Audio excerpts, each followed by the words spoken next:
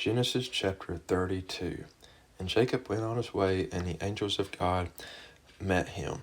And when Jacob saw them, he said, "This is God's host," and he called the name of that place Mahanaim.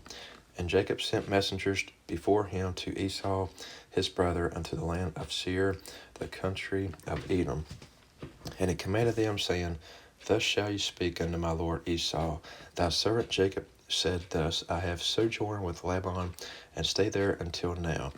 And I have oxen and asses, flocks, and men servants, and women servants, and I have sent to tell my lord that I may find grace in thy sight." And the messengers returned to Jacob, saying, "We came to thy brother Esau, and also he cometh to meet thee, and 400 men with him." Then Jacob was greatly afraid and distressed, and he divided the people that was with him, and the flocks, and herds, and the camels into 2 bands. And he said, "If Esau come to the one company and smite it, then the other company which is left shall escape." And Jacob said, "O God, my father Abraham, and God of my father Isaac, the Lord which saith unto me, Return unto thy country and to thy kindred, and I will deal well with thee. I am not worthy of the least of all the mercies, and of all the truth which thou hast shewed unto thy servant. For with my staff I passed over this Jordan, and now I am become 2 bands. Deliver me, I pray thee, from the hand of my brother, from the hand of Esau, for I fear him, lest he will come and smite me and the mother with the children. And thou sayest, I will surely do thee good, and make thy seed as the sand of the sea, which cannot be numbered for multitude."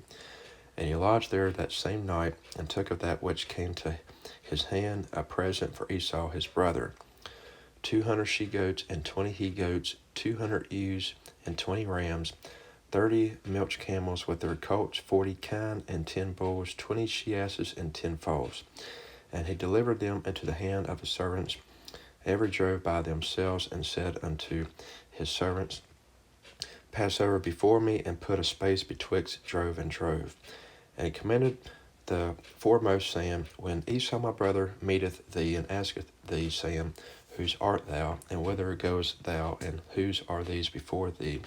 Then thou shalt say, They be thy servant Jacob's. It is a present sent unto my lord Esau, and behold, also he is behind us." And so commanded he the second and the third, and all that followed the drove, saying, "On this manner shall ye speak unto Esau when you find him. And say ye moreover, Behold, thy servant Jacob is behind us.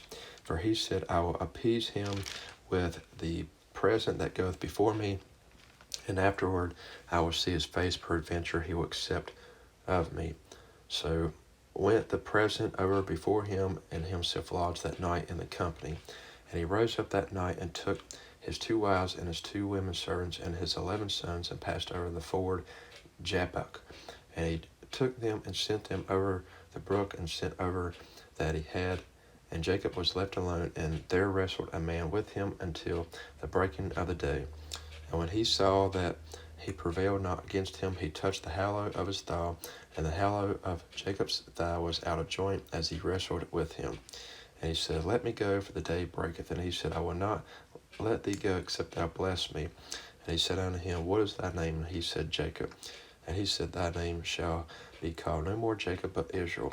For as a prince hast thou power with God and with men, and hast prevailed." And Jacob asked him, and said, "Tell me, I pray thee, thy name." And he said, "Wherefore is it that thou dost ask after my name?" And he blessed him there. And Jacob called the name of the place Peniel, for I have seen God face to face, and my life is preserved. And as he passed over Peniel, the sun rose upon him, and he halted upon his thigh. Therefore the children of Israel eat not of the sinew which shrank, which is upon the hallow of the thigh until this day, because he touched the hallow of Jacob's thigh, and the sinew that shrank.